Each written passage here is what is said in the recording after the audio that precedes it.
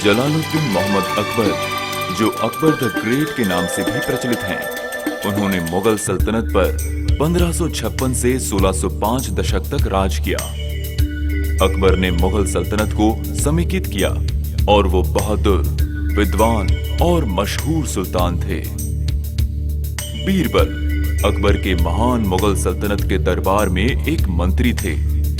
हम जिसे बीरबल के नाम से जानते हैं, उनका असली नाम महेशदास है। बीरबल का निष्ठावान होकर न्याय करना, उनकी ईमानदारी, अखंडता और सेवा ने उन्हें मुगल दरबार का एक अहम हिस्सा बनाया। वो अकबर के दोस्त और सलाहकार भी थे। बीरबल बहुत ही बुद्धिमान व्यक्ति थे, जिन्होंने अकबर और उनकी प्रजा के मन को अपने हाजिर जवाबी से लुभाया था। उनकी उपलब्धियों से कई मंत्रियों को उनसे जलन होने लगी थी, जिसका नतीजा ये हुआ कि वो बीरबल पर हथकंडे आजमाने लगे। पर बीरबल ने अपनी बुद्धिमानी से उन्हें हमेशा पराजित किया।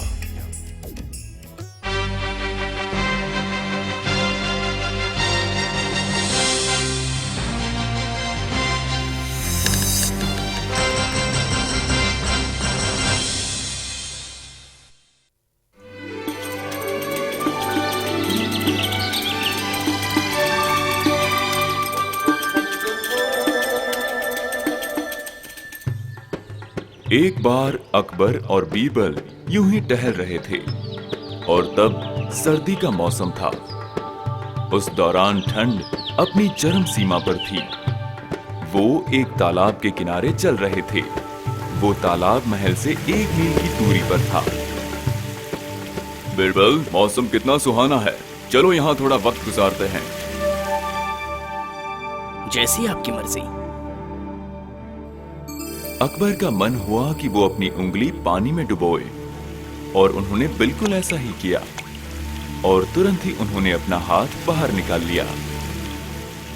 ओह, पानी बहुत ठंडा है, बिल्कुल बर्फ की तरह। अकबर के दिमाग में एक विचार आया। बीरबल, क्या कोई पूरी रात इस तालाब में खड़ा रह सकता है? हाँ, जरूर। नहीं नहीं नहीं, ये नामुमकिन है। हुजूर, ये तो पूरी तरह मुमकिन है। इंसान पैसों के लिए कुछ भी करता है। मुझे ऐसा बिल्कुल नहीं लगता। तुम ये सोचते हो कि कोई इंसान इस बर्फ जितने ठंडे पानी में पूरी रात खड़ा रह सकता है सिर्फ पैसों के लिए? हाँ, जरूर। तो फिर ठीक है, मैं 1000 सोने के सिक्के उस आदमी को दूंगा जो इस पानी में पूरी रात खड़ा रहेगा, पर तुम्हें ये साबित करना होगा। 1 दिन की मोहलत दीजिए, मैं साबित कर दूंगा। ये बात है, तो ठीक है, तुम्हें 1 दिन की मोहलत देता हूं। दोनों अपने अपने रास्ते चले गए। दूसरे दिन बीरबल ने एक ऐसे इंसान को बुलाया जो बहुत गरीब और कमजोर था।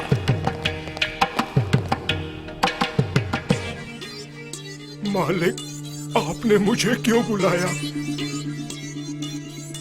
मुझे तुमसे कुछ काम है। अगर तुमने कल सुबह उसे पूरा कर दिया तो तुम अमीर बन जाओगे।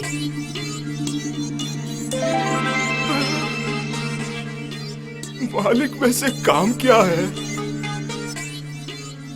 तुम्हें बस पूरी रात तालाब के पानी में खड़े रहने की जरूरत है और बदले में तुम्हें 1000 सोने के सिक्के मिलेंगे। 1000 सोने के सिक्के? फिर तो मैं अपने परिवार के साथ खुशी खुशी रह सकता हूँ। ठीक है मालिक, मैं पानी में खड़ा रहूंगा। दोबारा सोच लो, फिर फैसला करो। सोचने की जरूरत नहीं है मालिक, सिर्फ पानी में खड़े रहने पर मैं अमीर बन सकता हूँ तो मैं जरूर करूंगा। मैं तैयार हूँ। तो ठीक है, चलो मेरे साथ। गरीब इंसान और बीरबल दोनों महल के अंदर जाते हैं।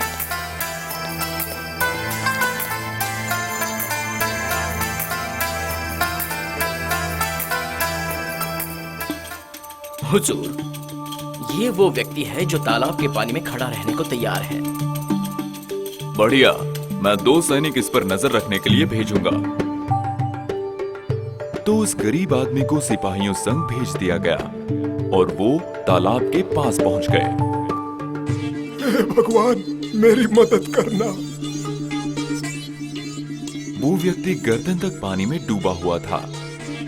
घंटों बीत गए और आखिरकार सुबह हो गई। वो व्यक्ति ने राहत की सांस ली। सिपाहियों, मुझे सुल्तान के पास ले चलो। सिपाही उस व्यक्ति को फिर से महल ले गए अकबर के पास। अकबर उस गरीब आदमी को अपनी तरफ आते हुए देखकर चौंक गए। नमस्ते मेरे हुजूर। नमस्ते। सिपाहियों, क्या ये पूरी रात पानी में खड़ा रहा? हाँ हुजूर, ये पूरी रात तालाब के पानी में खड़ा था। एक जालिम मंत्री जो ये सब देख रहा था, उसने सोचा, बीरबल को उसकी जगह दिखाने का ये सबसे बढ़िया मौका है। सुनो भाई साहब, हमें बताओ तुम उस ठंडे पानी में कैसे खड़े रहे? मंत्री जी, मैं महल के खिड़की पर लगे दिए को देख सकता था। उस दिए को देखकर मैं पानी में खड़ा रह गया। तो मतलब महल के दिए ने तुम्हारी सहायता की। तुम शर्त को पूरा करने में असमर्थ रहे हो, इसलिए तुम्हें इनाम देने के लिए हम असमर्थ हैं। लेकिन मेरे हुजूर। वो आदमी सुल्तान को देखता रहा, पर उसने एक शब्द तक नहीं कहा। उसे नहीं पता था कि क्या करना है। वो चुपचाप उदास मन से महल से चला गया। जो महल की ओर से आ रहा था, उसकी उस आदमी से मुलाकात हुई। ओह सज्जन जी, आपका नाम कहाँ है? इनाम तो हुजूर के पास है। आखिर हुआ क्या? और वो गरीब आदमी अपनी कहानी सुनाकर चला गया। ओह बेचारा, तुम फिक्र मत करो, मैं देखता हूँ तुम्हें इनाम कैसे नहीं मिलता। बीरबल दरबार में आए। बीरबल, तुम्हारा स्वागत है। जो आदमी पानी में खड़ा रहा वो इनाम का हकदार नहीं है। वो उसकी किस्मत है, लेकिन क्या मैं उसकी वजह जान सकता हूँ? उसके बाद मंत्री जी ने उस आदमी की आपबीती बताई। ओह, बीरबल ने अपने दिन भर का काम पूरा किया और शाम को जाते वक्त कहा, हुजूर, काफी दिन हो गए हमने साथ में भोजन नहीं किया। मैंने कल एक खास दावत का इंतजाम किया है, कल जरूर आइएगा। हाँ जरूर बीरबल, हम आएंगे। और इस तरह बीरबल ने मंत्री जी को भी न्योता दिया।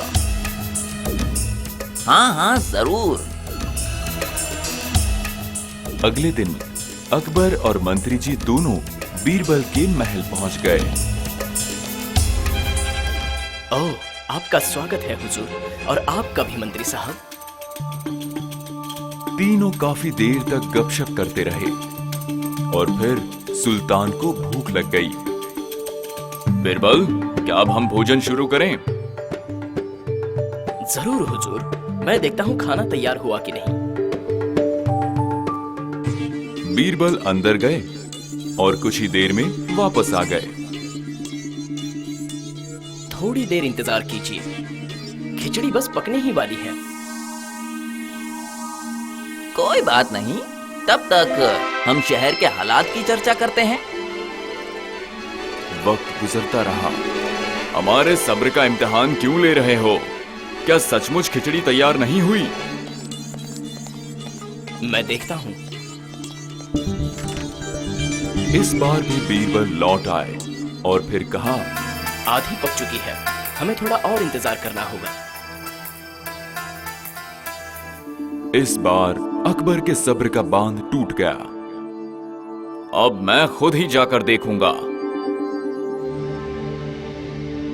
अकबर और मंत्री जी को बीरबल वहां ले गए जहां खिचड़ी तैयार हो रही थी। देखिए हुजूर, वो रहा मटका आपके सामने जिसमें खिचड़ी तैयार हो रही है। अकबर आश्चर्यचकित रह गए जब उन्होंने उस मटके को पेड़ की एक डाली पर देखा। ये क्या मजाक है बीरबल, वो आग कैसे? ओह, एक बच्चे को भी पता होगा कि इस तरह खाना बनाना नामुमकिन है जब आग मटके से 10 फीट दूर हो। क्यों नहीं मेरे हुजूर, जब एक इंसान को मीलों दूर रखे दिए से गर्मी मिल सकती है तो एक मटके को आग क्यों नहीं मिल सकती, जबकि वो तो सिर्फ कुछ ही फीट दूर रखा गया है। अकबर को अपनी गलती का एहसास हुआ। ओह शुक्रिया बीरबल, आज तो तुमने मेरी आंखें खोल दी। तुम्हारी बात मैं समझ गया। मैं उस गरीब व्यक्ति को महल में पहुंचते ही इनाम दे दूंगा। आधी रात को करेंगे मेरे हुजूर। चलो महल चलते हैं। और भोजन का क्या? मजाक उड़ा रहे हो? हुजूर माफ कीजिए, आपका भोजन तैयार है। चलिए महल में चलते हैं। तीनों ने भोजन का लुत्फ उठाया। मैं उस गरीब इंसान को कल आकर अपना इनाम ले जाने को कहूंगा। जरूर। मंत्री जी और अकबर ने बीरबल के महल से प्रस्थान किया और अगले दिन वो गरीब इंसान महल में पहुंच गया। ये रहा तुम्हारा इनाम। शुक्रिया, बहुत बहुत शुक्रिया हुजूर। अकबर ने बीरबल को देखा और मुस्कुराए। वो व्यक्ति बीरबल का शुक्रिया अदा करते हुए खुशी खुशी अपने घर लौट गया।